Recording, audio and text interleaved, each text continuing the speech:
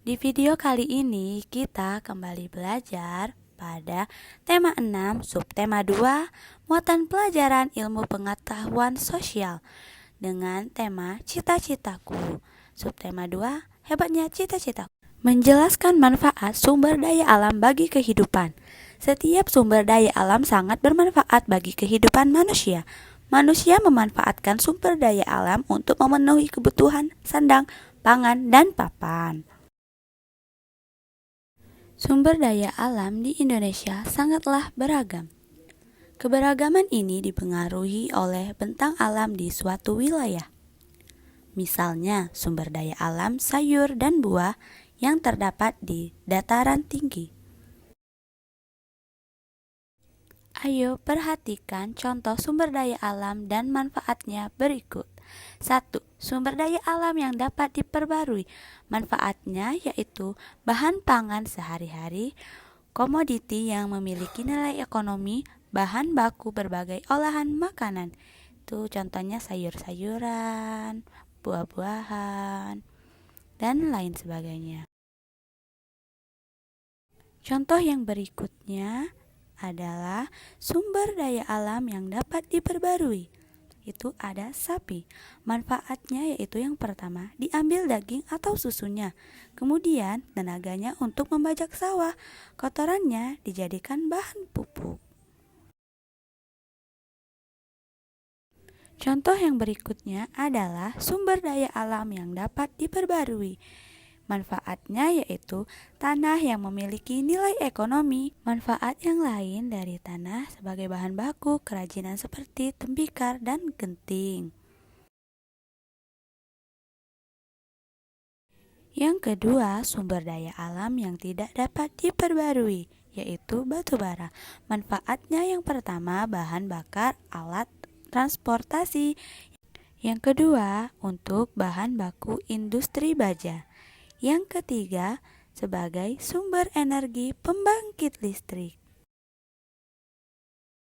Selanjutnya adalah sumber daya alam yang tidak dapat diperbarui. Minyak bumi. Manfaatnya yang pertama, bahan bakar untuk mesin kendaraan.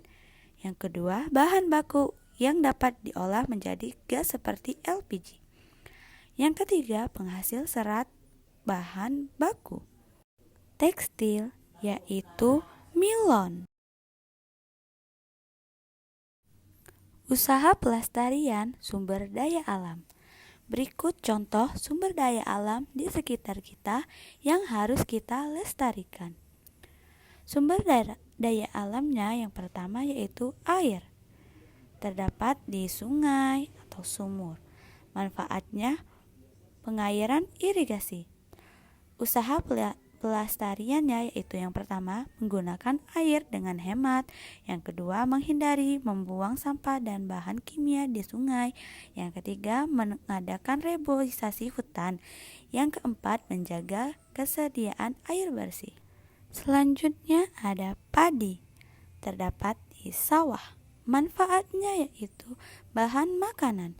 Usaha pelestariannya yaitu yang pertama, membersihkan rumput atau tanaman lain yang mengganggu. Yang kedua, memberi pupuk. Yang ketiga, melakukan pengairan dengan baik. Yang keempat, menggunakan bibit yang unggul. Yang kelima, memanen tepat pada waktunya. Selanjutnya ada sumber daya alam mahoni, yaitu hutan, bahan baku industri kayu. Yang pertama, untuk menggunakan bibit unggul. Yang kedua, memberi jarak tanaman pohon. Tiga, menyiangi dan menyulam tanaman yang mati. Yang keempat, mengangkas cabang. Yang kelima, menumpukan tanaman saat berusia 1 tahun. Selanjutnya yaitu ada rotan. Ada di hutan. Kerajinan dan furniture. Yang pertama, agar memberi jarak tanaman. Yang kedua, menanam pada awal musim hujan. Yang ketiga, memberi pupuk. Yang keempat, membersihkan tanaman yang mengganggu. Yang kelima, menebang rotan yang sudah tua. Selanjutnya yaitu ada ikan. Hidupnya di sungai, danau, ataupun laut untuk bahan makanan. Caranya yang pertama, menghindari pencemaran air. Yang kedua, menghindari penangkapan ikan dengan bahan peledak dan pukat harimau.